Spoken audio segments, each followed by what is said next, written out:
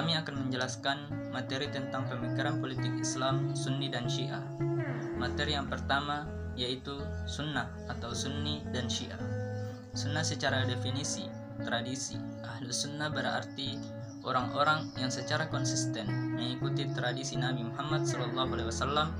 Dalam hal ini adalah tradisi Nabi dalam tuntunan Islam maupun amalan beliau serta sahabat mulia beliau.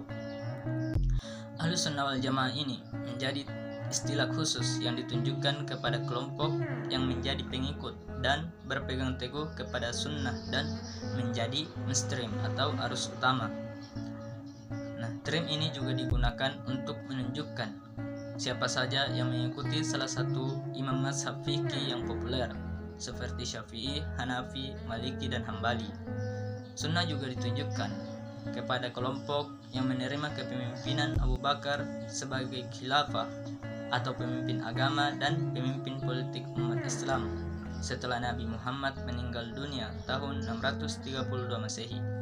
Pendapat lain diutarakan oleh Ira Muhammad Lapidus dalam bukunya bahwa umat Islam terpecah dalam memperebutkan kedudukan khilafah Muslim yang menerima suksesi Umayyah dan serangkaian khilafah sesudahnya disebut Sunni, sedangkan mereka yang bersikeras bahwa Ali adalah satu-satunya khilafah yang berhak dan bahwasanya hanya keturunannya yang berhak meneruskan dan menggantikannya disebut Syiah. Ada juga beberapa pakar yang menyebutkan bahwa kelompok Ahlus Sunnah wal Jamaah sebagai reaksi atas paham Mu'tazilah yang disebarkan oleh Washil bin Adha dan yang sangat mengandalkan akal dalam memahami dan menjelaskan ajaran-ajaran Islam. Syiah secara etimologi berarti pengikut, pendukung, pembela, pencinta yang kesemuanya mengarah kepada makna dukungan pada ide atau individu dan kelompok tertentu. Ajaran Syiah berawal pada sebutan yang untuk pertama kalinya ditujukan kepada para pengikut Ali, pemimpin pertama Ahlul Bait pada masa hidup Nabi Muhammad SAW. Muhammad Jawad Mageniyah, seorang ulama beraliran Syiah, memberikan definisi tentang kelompok Syiah sebagaimana yang dikutip dalam buku Prof. Muhammad Quraisyihab dalam bukunya bahwa mereka adalah kelompok yang meyakini bahwa Nabi Muhammad SAW telah menetapkan dengan nas pernyataan yang pasti tentang kekhalifahan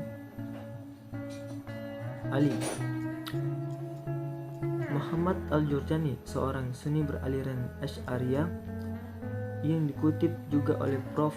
Quraisyihab dalam bukunya bahwa Syiah adalah mereka yang mengikuti Sayyidina Ali radhiyallahu anhu dan percaya bahwa beliau adalah imam sesudah Rasul sallallahu alaihi wasallam dan percaya bahwa imamah tidak keluar dari beliau dan keturunannya. Lebih lanjut, Quraisyihab menyatakan bahwa benih Syiah muncul sejak masa Nabi Muhammad SAW atau paling tidak secara politis benihnya muncul saat wafatnya Nabi. Pembaiatan Abu Bakar di Saqifah memandang bahwa Ali bin Abi Thalib lebih wajar dan lebih berhak menjadi khalifah Nabi ketimbang Abu Bakar. Mereka berpendapat bahwa banyak hadis Nabi dengan jelas menegaskan bahwa Ali telah dilindungi dari kesalahan dan dosa baik dalam tindakan maupun perkataan, dan Ali paling mengetahui tentang Islam dan hukum-hukumnya. Syiah secara mazhab politik yang pertama lahir adalah Islam, tampil pada akhir masa pemerintahan Utsman, kemudian tumbuh dan berkembang pada masa Ali.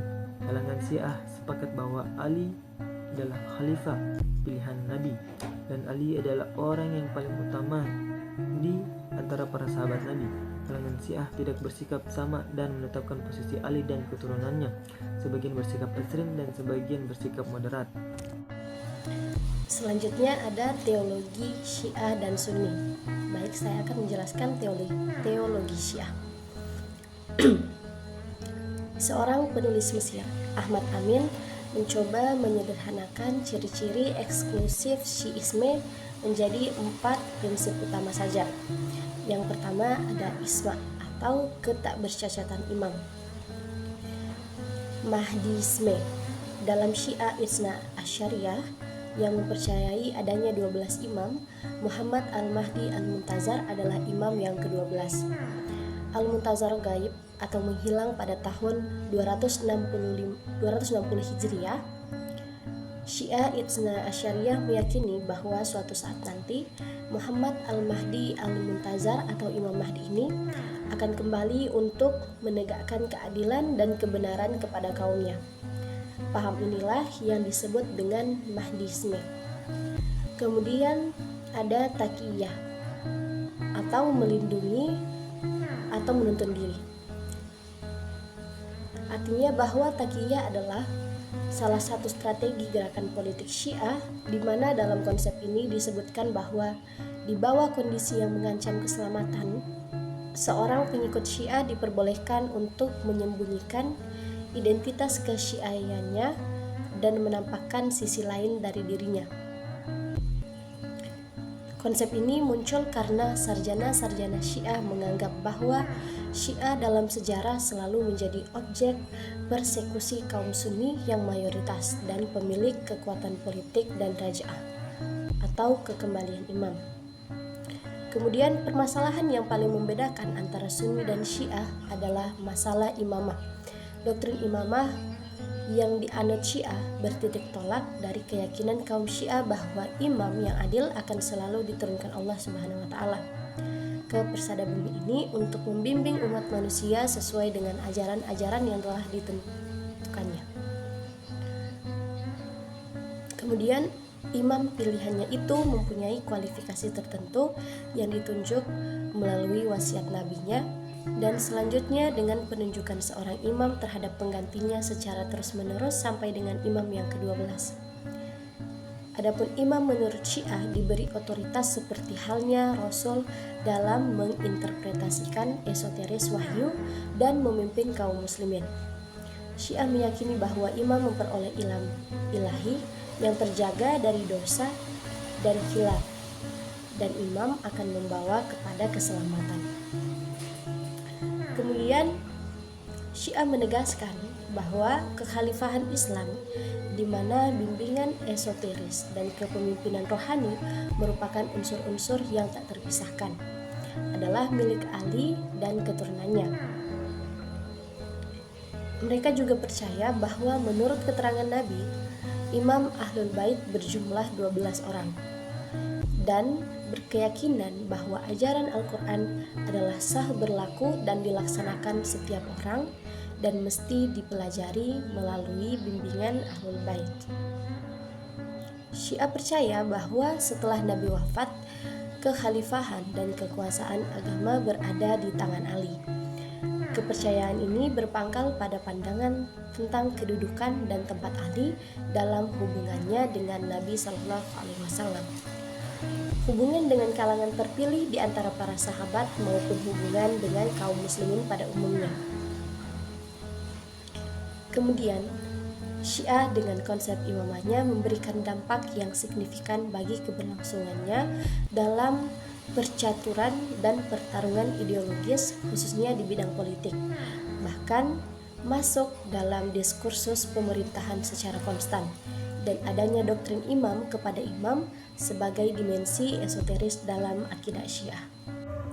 Pemikiran politik Sunni dan Syiah. Nah, pemikiran politik Sunni ini sepakat bahwa pemerintahan merupakan sesuatu yang niscaya demi untuk memungkinkan kehidupan manusia bekerja sama dengan mencapai tujuan yang sejati. Nah, mereka juga beranggapan bahwa kehidupan yang baik yang berdasarkan dengan syariat Islam akan mengantarkan mereka untuk kehidupan yang lebih baik juga di akhirat. Nah, walau seperti itu, Sunni juga keras atau membatasi seorang khalifah. Mereka itu beranggapan bahwa pengganti dari Nabi Muhammad SAW itu harus seorang laki-laki dan juga merupakan keturunan dari Bani Quraisy atau juga kelompok dari mereka. Dari aspek politik, Syiah lebih menekankan pada aspek keturunan Rasulullah yang dilegitimasi oleh Nas dan kemampuan keilmuan yang tinggi untuk memegang tumbuk kepemimpinan bagi umat muslim. Nah, Syiah ini meyakini bahwa kepemimpinan adalah warisan secara turun-temurun dari Nabi dan tidak mengakomodir selain dari model petunjuk dan penetapannya. Sekian dari kelompok kami, lebih dan kurangnya mohon maaf. Wassalamualaikum warahmatullahi wabarakatuh. Out on a terrace. I don't know if it's fair, but I thought, how could I let you fall by yourself?